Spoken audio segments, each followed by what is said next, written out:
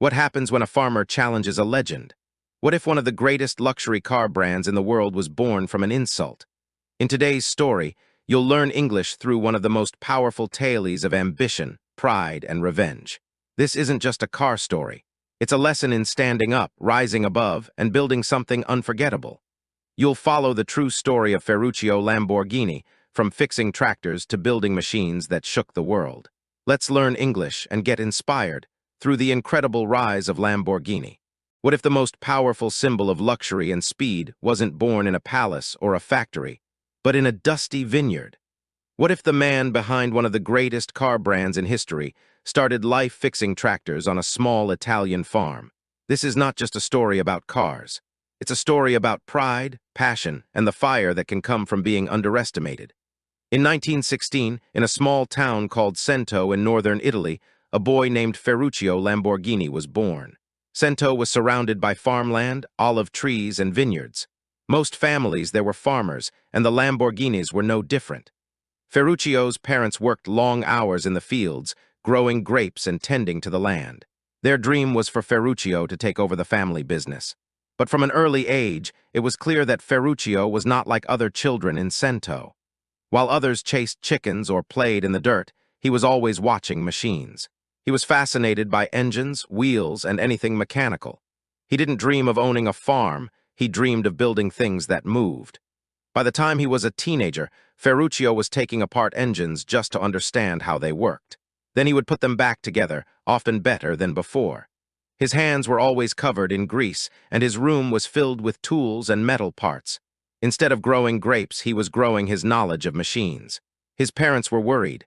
They thought he was wasting his time. They needed help on the farm, not another broken tractor in the barn. But Ferruccio had other plans. When he finished school, he went to a technical institute in Bologna. There he studied industrial mechanics. He learned everything he could about engines, design, and repairs. He wasn't interested in theory. He wanted to build.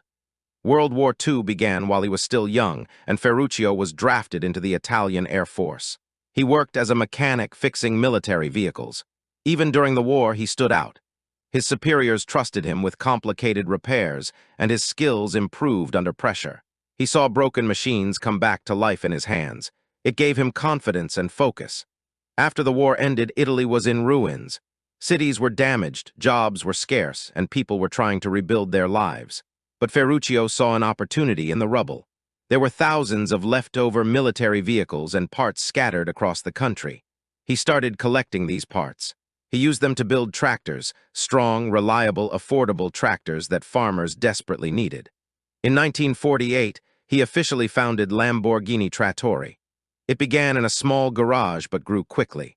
Farmers came from miles around to buy his machines. They were impressed by the power, the price, and the way Ferruccio explained every detail. He didn't just sell tractors, he improved them constantly. Every time a customer had a problem, he listened and fixed it in the next model. His mind never stopped working. He believed that machinery should serve people, not frustrate them. By the early 1950s, Lamborghini Trattori was one of the largest tractor companies in Italy. Ferruccio became rich, but he stayed connected to his roots. He understood the needs of farmers because he had lived that life. But now he had moved beyond the vineyard. With his wealth, he began to explore other passions. One of them was speed.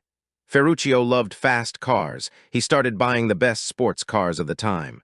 But before all of that, before the conflict with Ferrari and before the luxury car empire, he was just a boy with a curious mind in a quiet farming town. He was a builder, a fixer, a thinker. He believed that no machine should be beyond improvement. Even as a teenager, when others were chasing animals or drinking wine in the fields, he was deep in thought, planning his next invention. People around him didn't understand. They told him to settle down, to stop dreaming. But Ferruccio kept building. He didn't need approval, he needed gears, tools, and time. And every screw he turned brought him closer to a future that no one could see coming. A future where the name Lamborghini would stand not for farming, but for freedom, power, and revenge. Ferruccio Lamborghini wasn't just building tractors, he was building a life of success. As his company grew and his fortune multiplied, he began to indulge in the pleasures he had once only dreamed of. One of those pleasures was fast cars. In the 1950s, Ferruccio started collecting high-performance vehicles. He had a passion for speed, design, and the feeling of control behind the wheel. His garage became a showroom of the world's most luxurious machines. Among them were several Ferraris. At the time, Ferrari was the ultimate name in sports cars. Their vehicles were sleek, powerful, and considered works of art. Ferruccio was drawn to them like a magnet.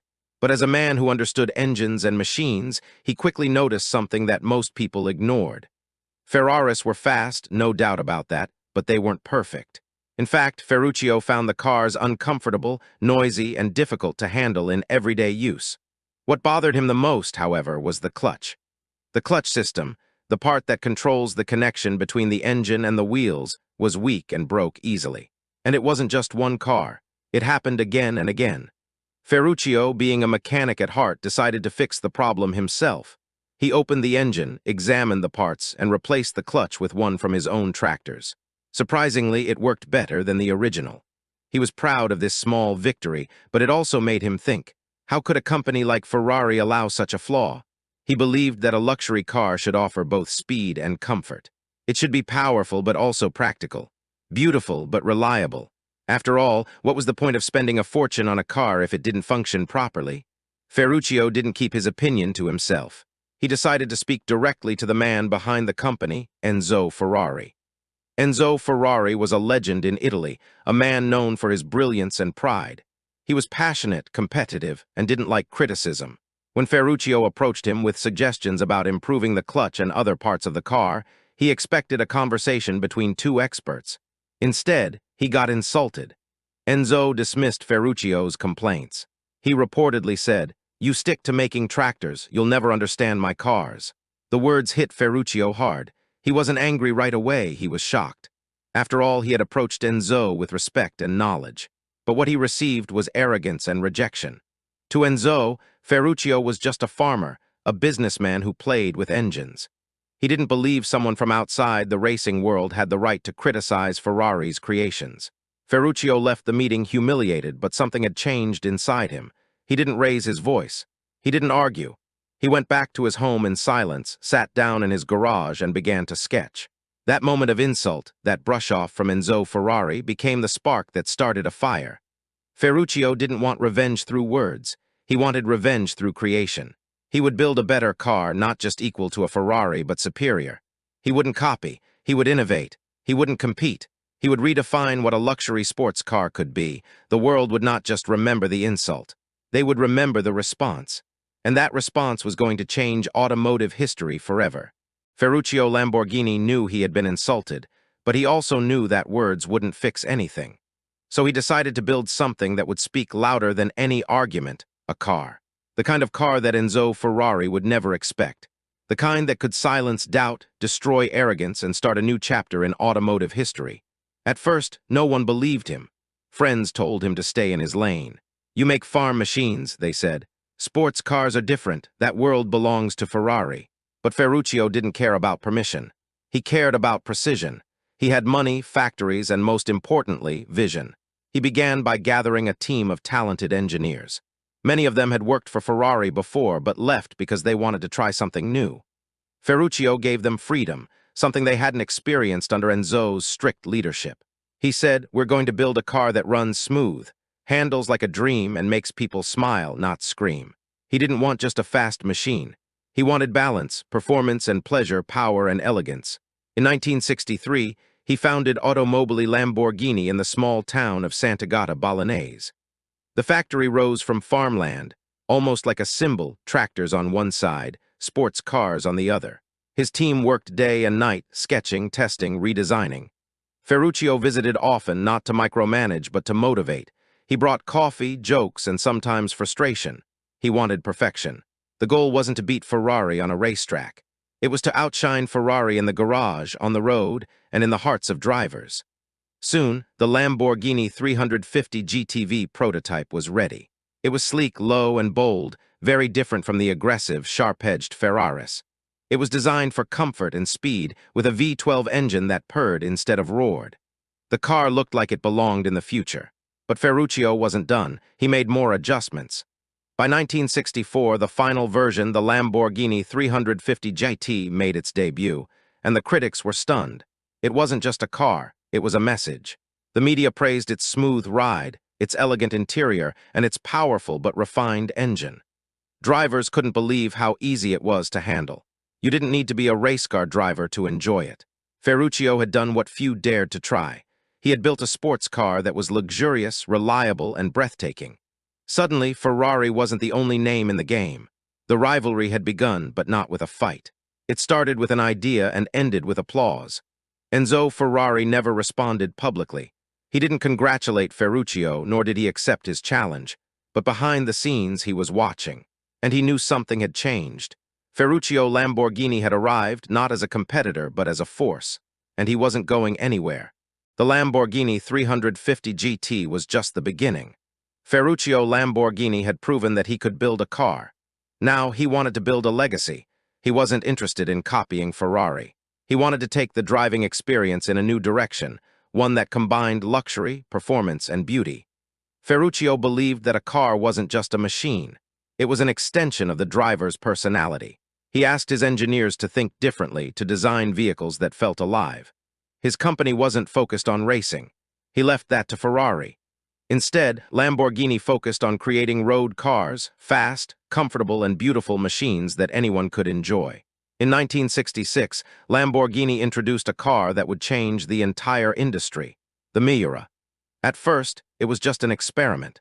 A group of young engineers worked on it secretly after hours because they believed in something bold. Ferruccio wasn't sure about it, but when he saw the design, he changed his mind. It was breathtaking, low, wide, and unlike anything the world had seen. The Miura was the first true supercar. It had a mid-engine layout, placing the engine behind the driver for better balance and handling. Its curves were smooth, its stance aggressive, and its engine, a roaring V12, gave it unmatched power. When the Miura was shown to the public, it was an instant sensation. People called it a masterpiece. It wasn't just fast, it was art. Magazines and newspapers from all over the world praised it. Celebrities lined up to buy it. It became a symbol of style, rebellion, and forward thinking. Lamborghini was now a household name. Ferruccio knew he had something special, so he kept going. He introduced more models, each one different, each one daring. Cars like the Espada, the Alero, and later the Wild Countach continued to push boundaries. The Countach, in particular, became a legend in the 1970s and 1980s. It was angular, aggressive, and futuristic. It looked like it came from another planet. Teenagers put posters of it on their bedroom walls. Drivers dreamed of sitting behind the wheel. The Lamborghini brand had become more than a car company. It was a dream machine factory. But what made Ferruccio unique was his ability to blend form and function. He didn't just want to create fast cars. He wanted to make people feel something when they drove them. He wanted heads to turn when a Lamborghini passed by. He wanted drivers to smile with every gear change. He knew that cars could be art, they could be bold statements, they could be unforgettable. And with each model, he built on that idea. In every bolt, in every curve, in every engine roar, you could feel Ferruccio's passion. It was no longer about proving something to Ferrari. It was about showing the world what was possible. Ferruccio had started with tractors.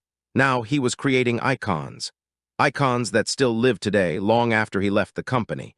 And it all began with a man who refused to stay in his lane. Ferruccio Lamborghini didn't just build cars, he built symbols. While Enzo Ferrari had chosen the prancing horse as the emblem of his brand, Ferruccio chose something entirely different, a bull. It was a reflection of his personality, strong, determined, and impossible to ignore. He was born under the zodiac sign Taurus, and he admired the power and elegance of fighting bulls. To him, the bull was more than just an animal. It was a message. A Lamborghini wasn't a delicate piece of art. It was a beast, fierce, bold, and always charging forward. The bull and the horse quickly became the face of one of the most iconic rivalries in automotive history. One symbolized grace and legacy. The other stood for aggression and rebellion. Ferruccio wanted to challenge tradition. Where Ferrari was rooted in racing, Lamborghini was built for the open road, and his cars reflected that difference. They didn't require race suits and helmets. They didn't need pit crews or podiums. They were made for the drivers who wanted something wild but refined. The Miura had already shocked the world, but Ferruccio wasn't done shaking the system. Each new model was an answer to the question, what has never been done before? Designers were encouraged to break the rules. Sharp angles, dramatic doors, exotic colors, nothing was too bold. The Countach, introduced in the early 1970s, was a perfect example. With its scissor doors and futuristic shape, it became one of the most recognizable cars of all time. It wasn't just fast, it looked like speed itself. Ferraris were still seen as elegant race cars for gentlemen. Lamborghinis became the ultimate statement piece. Celebrities, rock stars, and bold entrepreneurs chose them not just for their performance, but for their personality. Driving a Lamborghini meant something. It meant confidence. It meant style. It meant stepping into a world where passion was louder than tradition. Ferruccio's Bull didn't follow the rules of the racetrack. It made its own path. Lamborghini's focus on design made waves far beyond the auto world. Architects, fashion designers, and even video game creators took inspiration from its bold forms. The brand became more than a car, it became a cultural icon. And at the heart of it all was that powerful image. A charging bull, proud and fearless. Ferruccio had transformed an insult into an empire. He had taken a symbol of farming, the bull, and turned it into a global mark of luxury and speed. It was more than revenge. It was revolution. And as the years passed, the rivalry only made both brands stronger. The horse and the bull, two animals, two visions, two legends. But only one began in the dirt of a vineyard and rose to stand shoulder to shoulder with the best in the world. And that was the bull, Ferruccio's Bull. Ferruccio Lamborghini never planned to become a car legend.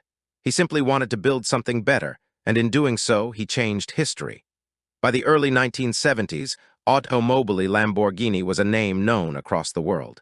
His cars had become symbols of ambition, rebellion, and achievement. But Ferruccio was tired. Running both a tractor empire and a luxury car brand had taken its toll. He had proven his point. He had built the dream. In 1974, he made a decision that surprised many. He sold his remaining shares in the company and stepped away. He returned to the countryside, to a quieter life of vineyards and family. The man who had once challenged Ferrari was now planting grapes. But Lamborghini, the brand, kept moving. The company passed through different owners, each one bringing change, challenges, and new directions. Even as styles evolved and engines changed, the spirit Ferruccio created never faded. His cars remained wild, daring, and unforgettable. In the decades that followed, Lamborghini introduced new icons, the Diablo, the Murcielago, the Aventador. Each model carried forward Ferruccio's belief that a car should stir the soul. Lamborghini became a staple in films, music videos, and popular culture. It appeared in video games, on posters, and in the dreams of millions. Celebrities, athletes, and business tycoons wanted not just the speed, but the story. Because owning a Lamborghini wasn't just about going fast, it was about becoming part of something greater. It was about defying expectations. About remembering that even a boy from a farm can change the world. Ferruccio Lamborghini passed away in 1993, but his name is more alive than ever. Today, every time a Lamborghini roars down a street, it carries more than an engine. It carries a legacy. The legacy of a man who was told to stay in his place, a man who was dismissed by a legend, a man who answered with creation, not conflict. And that is what makes his story so powerful. It teaches us that revenge doesn't have to be loud. Sometimes it's silent. It's the quiet decision to build something greater. It's choosing to let success speak. Ferruccio didn't just respond to an insult, he built a movement. And decades later, that movement is still charging forward just like the bull on the badge. Not just a car. Not just a brand, but a message. That no one gets to define your worth except you. Ferruccio Lamborghini's story is more than business, more than cars. It's about belief. Belief in your skills, belief in your dreams. Belief that no one defines your limits but you. He could have walked away quietly. Instead, he built an empire. And today, every Lamborghini on the road is a reminder that greatness often begins when someone tells you, you can't. We hope this story helped you learn English and feel inspired. If you enjoyed it, don't forget to like, subscribe, and share with others who are learning too. And tell us in the comments, what's one dream you won't give up on? Thanks for watching Lang Fac, where we learn English through unforgettable stories. See you in the next one.